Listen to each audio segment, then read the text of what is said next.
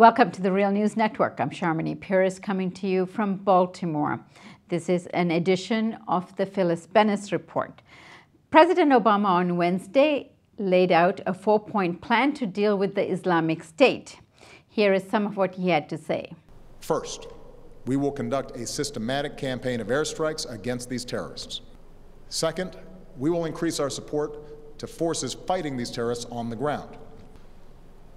Third, we will continue to draw on our substantial counterterrorism capabilities to prevent ISIL attacks. And in 2 weeks, I will chair a meeting of the UN Security Council to further mobilize the international community around this effort. Fourth, we will continue to provide humanitarian assistance. Now joining us to unpack the speech is Phyllis Bennis. Phyllis is a fellow directing the New Internationalism Project at the Institute for Policy Studies in Washington, D.C. She's also a writer, analyst, and an activist on Middle East and UN issues. Thank you so much for joining us, Phyllis. President Obama outlined 4 key strategies to eliminate ISIL. The U.S. has tried these strategies before. Phyllis, what do you think of these strategies, and will they work this time? I think what President Obama outlined last night was a 4-part military strategy. Only the last one, which had to do with humanitarian support, about which he said virtually nothing, was not military. All the others were various aspects of military responses. And as he has said himself so many times, there is no military solution to this crisis.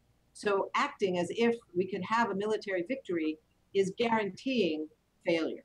What we should have heard from President Obama last night would have been a 4-part diplomatic proposal. You know, there's at least 4 diplomatic things that should be done, but we didn't, unfortunately, hear any real emphasis on that. Can you elaborate on what those 4 points might have been?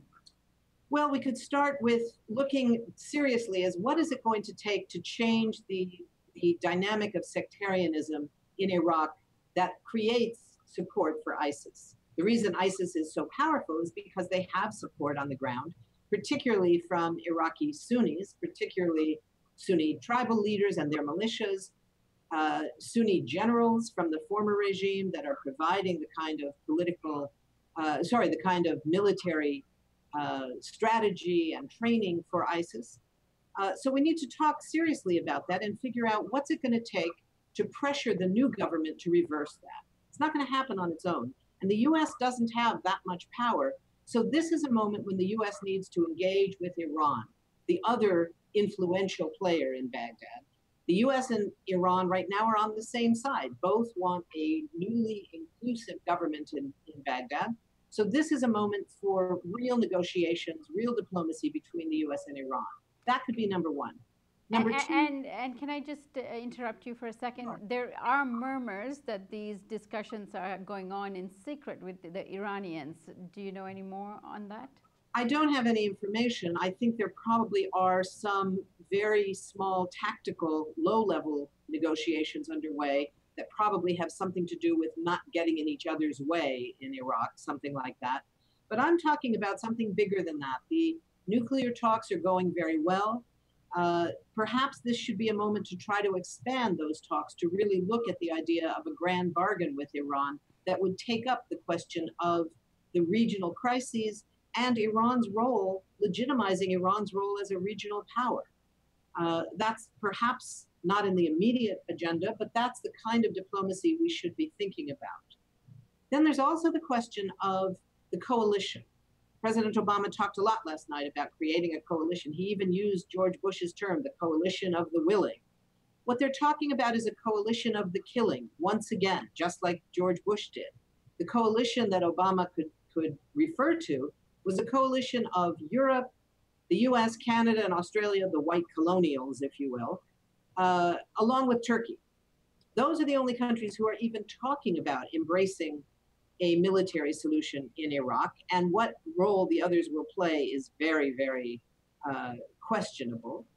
But this idea of the role of a coalition in things like supporting the Syrian training for the moderate Syrian opposition, this doesn't take into account any of the realities on the ground. It doesn't take into account that the Free Syria Army has actually beheaded people themselves. They beheaded 6 prisoners they were holding.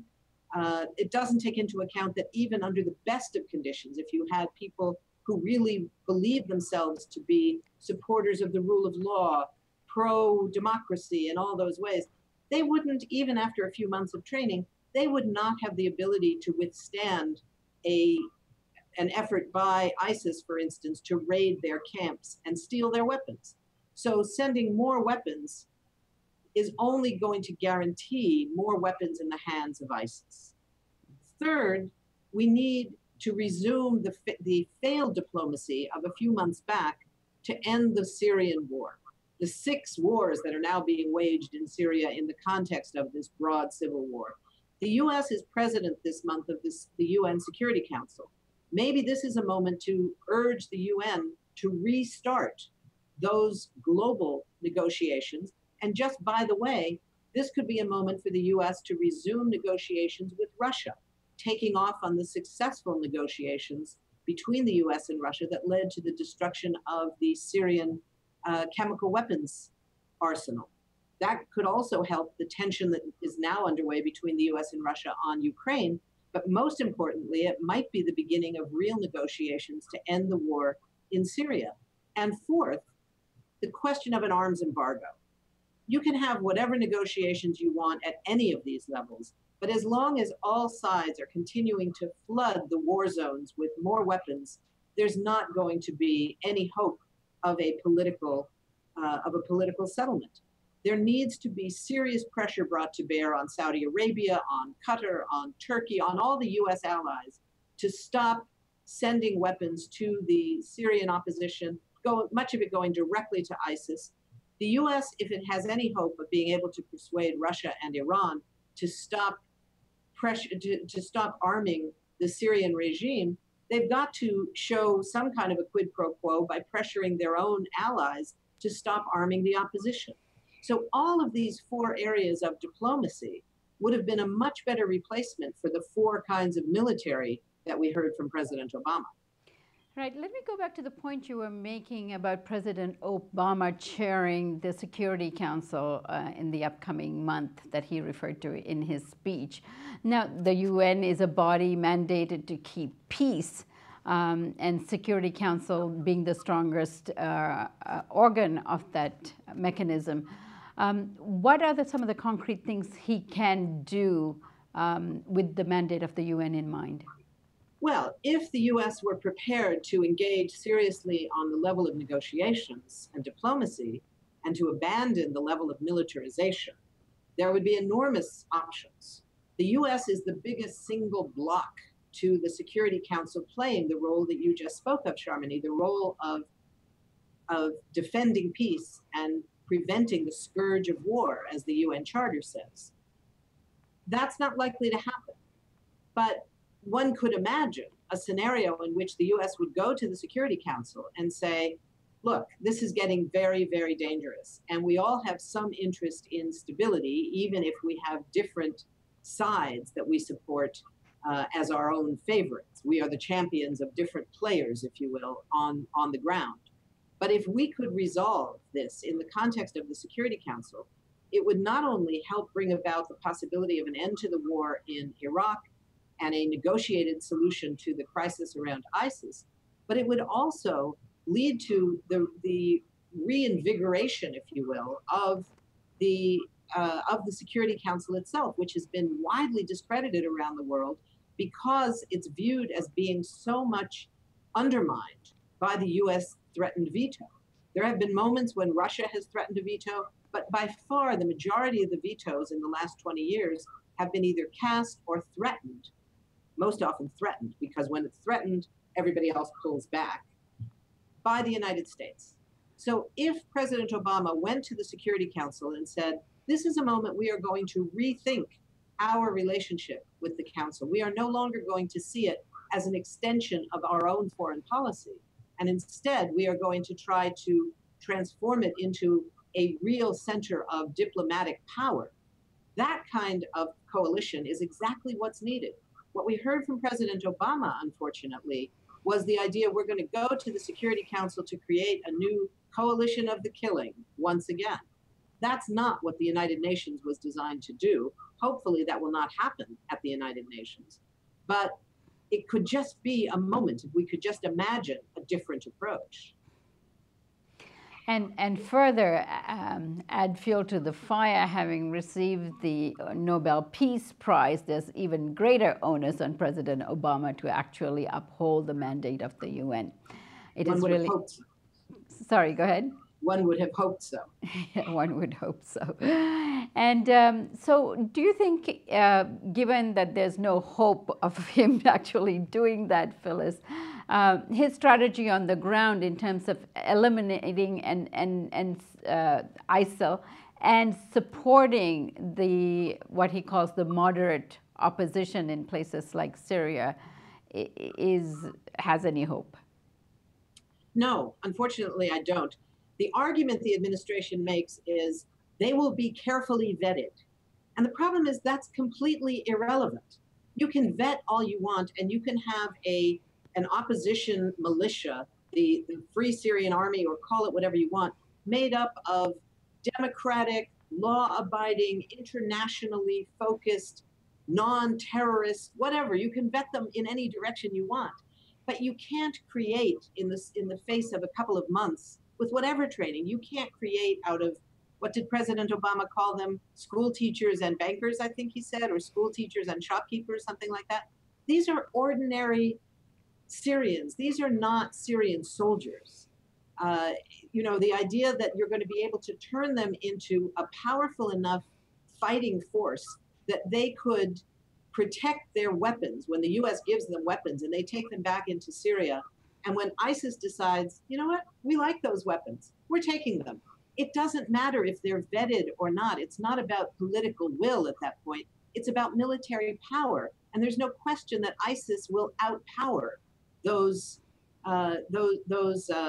opposition forces. So the idea that they will be vetted, the idea that we've heard from the Free Syrian Army, we'll keep track of your weapons. We'll keep a record of the serial number of each one. Well, thank you very much. That means when ISIS steals them, you'll be able to give us the serial numbers and tell us which ones they got. You know, those are just not relevant criteria for what we're talking about here. Phyllis, just finally, his last point last night was about the humanitarian mission that the United States will continue to provide. Is there any indication that previous humanitarian efforts have been of any use or that it would be sustained? Yes, this is one where I really did agree with the president's statement. I wish he would have said we are going to escalate. You know, he talked about escalating everything else except we're going to maintain.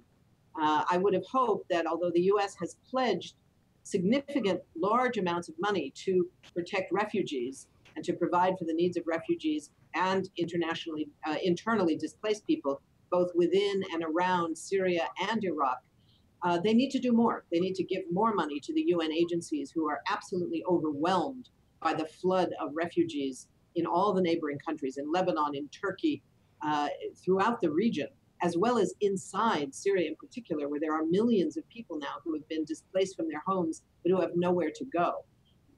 So the question of expanding that commitment to supporting the UN's work will be very important. Now, if the US tries to take it over as they have in the past, and especially if they try, as they have in the past, to link humanitarian work with military goals, it will fail.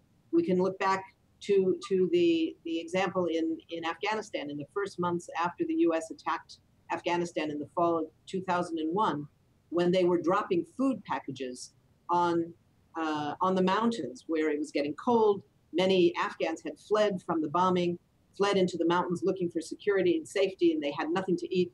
The US said, we're going to drop food packages. People said that's not the best way to do it, but nonetheless they did. But those packages were wrapped in heavy-duty, bright yellow plastic wrappings so that people could see them when they were dropped, and the children would run and find them. That was all fine until the US began dropping cluster bombs wrapped with the same bright yellow plastic wrappings. Children were killed running to what they thought was food, which turned out to be bombs. That collaboration between US goals between humanitarian efforts and military goals is always a disaster for the people on the ground. We can only hope they don't try to do that again. Thank you so much, Phyllis, for joining us. I know how you're busy and how much you are in demand these days, so thanks. Thank you. It's been a pleasure. And thank you for joining us on the Real News Network.